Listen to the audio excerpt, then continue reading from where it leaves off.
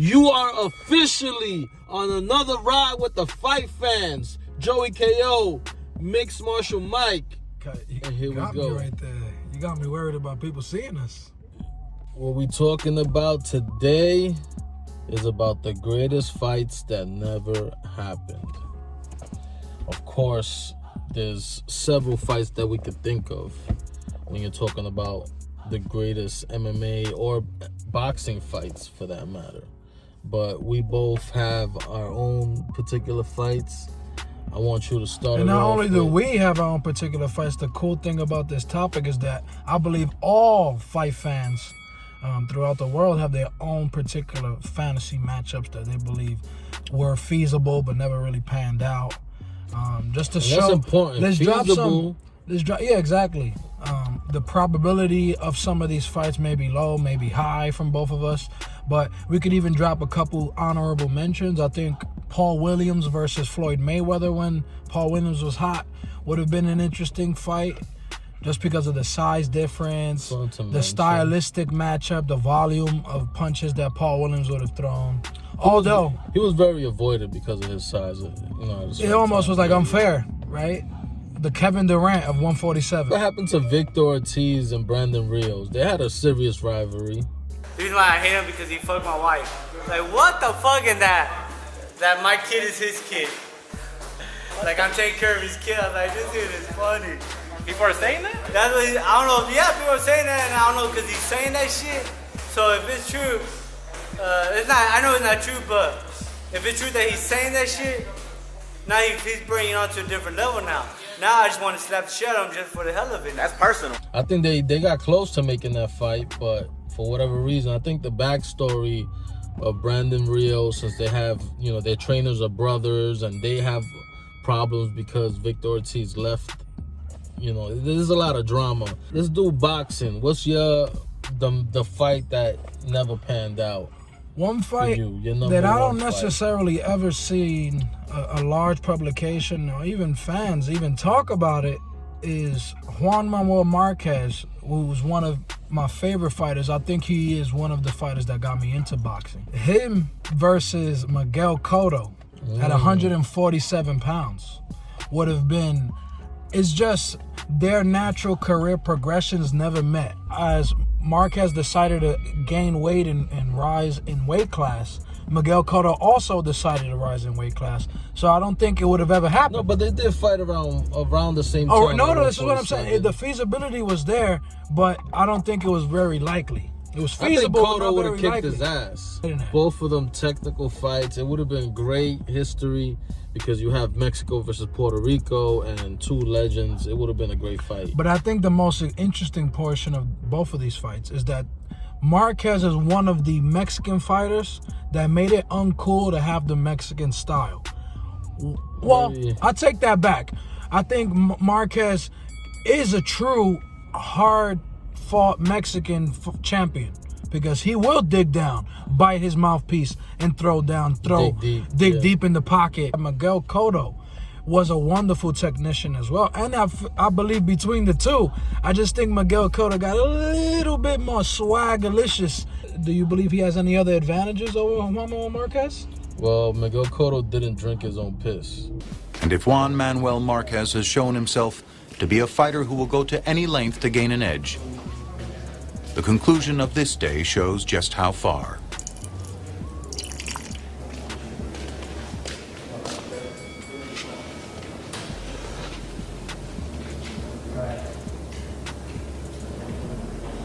He drinks his own urine. There's one advantage. I never considered that. But remember when Mayweather was calling him pee-pee mouth? You're also not considering the fact that one of the greatest MMA tacticians as well, Lyoto Machida, would have agreed that that was good for you. Some fighters drink their own piss. So to say it's not an advantage... Not Floyd drinks that Gorilla Silverback piss. The evidence is not out on that one. But if you tested it out, comment below so we understand if we're bugging out or maybe it does work. The fight that I always wanted to see was Lara versus Mayweather. in my humble opinion, Lara never really lost in his career. I thought the first loss of his career under Paul Williams was a straight robbery. I think that's a consensus robbery, though. That was a least clear robbery. You can see that one. Yeah. The second loss that happened with Canelo, I felt that he outpointed Canelo. I thought he should have got the W. And then even in his last loss to Jarrett Hurd, I felt like Hurd, you know, he almost knocked out Lara at the end. Give him credit, but I still don't feel that he did enough to win that fight. So Lara's record is 26 wins, 3 losses, and 3 draws. And in my opinion, he hasn't lost. And I felt that if he would have got the W against Canelo, that would have been a possible fight like around 2014, 2015. And Lara would have been the toughest opponent. But do you believe the style of fighting that he presents is susceptible to losing decisions? Just like I believe certain styles are more open to winning a decision, right? If you look at Lara, he's a wonderful fighter, but he doesn't land quite the cleanest blows that will amount to the credit that he's not the a busiest tactician fighter. would notice. I think he's just not the busiest fighter. No, but it's also the eye test. When he lands, it looks more pity-patish. It looks like a pity-pat. I'm not saying he doesn't hit hard. He'll crack. No, he does not. There's one thing about Floyd Mayweather. Floyd mixes when he it up. lands, he lands. He's landing bullseye shot right in the target, right in the nose, right in the pecker.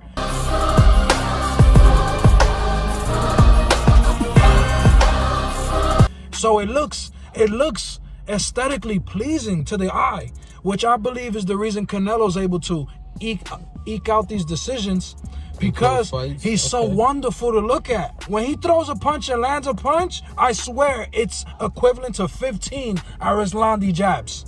Disagree, but I'm not saying that. I see your point, but I don't think it's. I'm not saying there's a. I still feel he lost the fight. I don't care how pretty it is. I still feel he lost that fight. That would have been the tough, especially in 2014, 2015. That would have presented the toughest challenge of Mayweather's career, because they're very similar. They grew up boxing, and they both have amateur credentials. They both fought in the Olympics. I think it would have been a great fight. Has Floyd ever fought a Cuban? Never.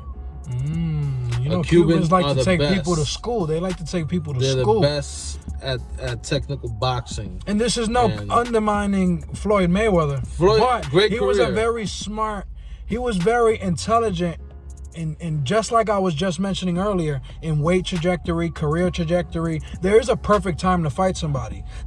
He perfectly fought Canelo. He was a tactician, and he never fought the top tacticians of his but career, let's also understand that Arislandi Lara would have had a huge size advantage. So I don't think that's fair to Floyd to assume naturally, but they fought at the same weight classes, 154. They could have fought. Nah.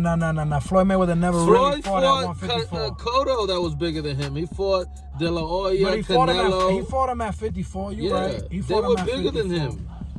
Floyd has fought a bunch of guys that are Lara bigger than is legitimately bigger than him. Miguel Cotto is by girth, maybe by natural strength, bigger than Floyd Mayweather.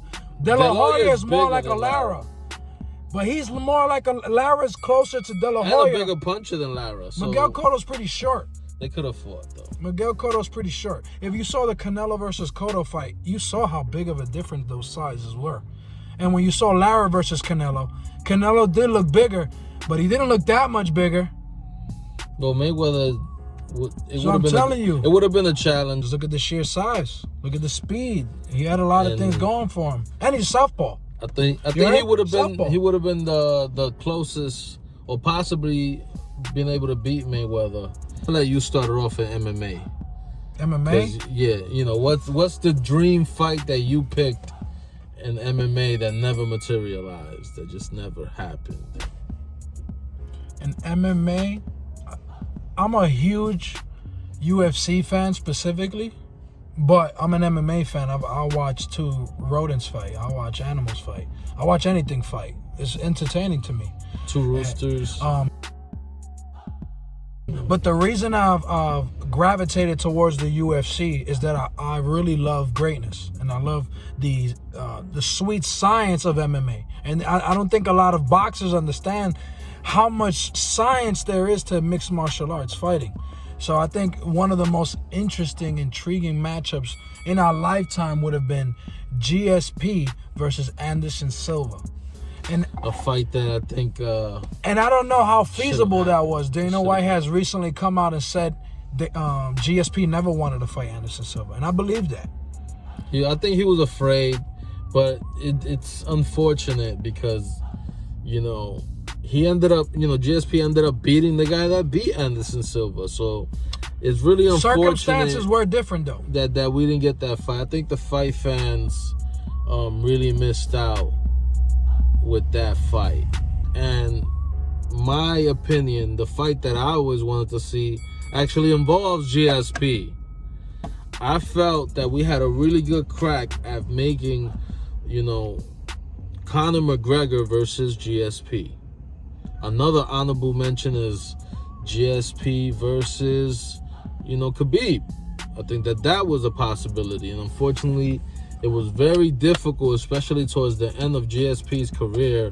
I would say the last 6 years where he only fought twice or something. It was very difficult to make fights with one of the greatest fighters to ever fight in MMA. No matter how good you are, somebody out there can beat you.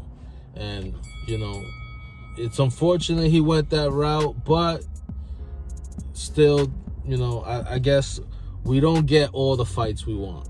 There's always going to be fights throughout history that fall through the cracks, you know? Yeah. Even during the heavyweights in the 70s and different times in history, there's just certain fights that we never got. You know, Ken Norton never got to fight Smoking Joe Frazier. And you know it's over when you say things like it's not real. I remember recently in the interview, he said that the GOAT is a myth. There is no GOAT. Well, I think that was very interesting. I believe GSP versus Conor McGregor, of course, would have been way better of a fight than GSP versus Khabib. You want to see those guys hug each other for 25 minutes?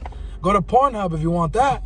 But anyway, GSP versus Conor McGregor. Now that, let me tell you, would have been an incredible matchup, because not only is GSP a technical wrestler, I think what makes GSP an even better wrestler than Khabib, and maybe that's blasphemous, is that GSP can throw it off a combo. GSP can go 1-2 takedown. He can throw one leg kick takedown.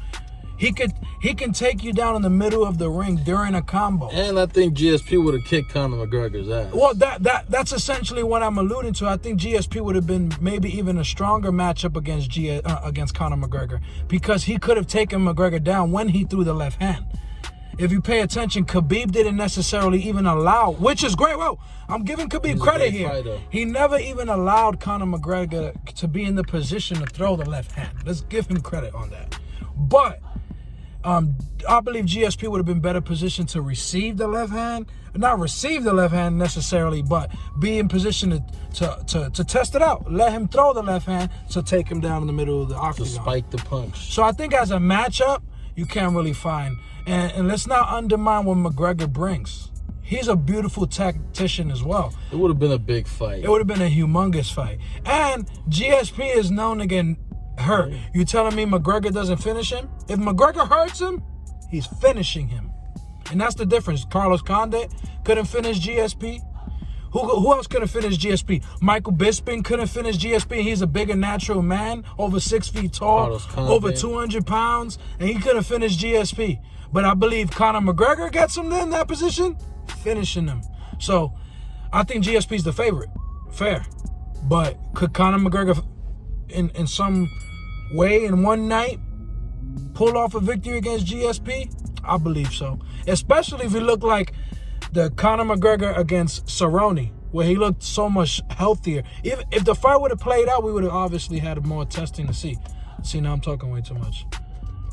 Shit. It would have been a great fight. Yeah. Anyway, tell me what you think. What's an honorable mention that you think about as a fight fan? And, you know, give us some feedback, man. Peace.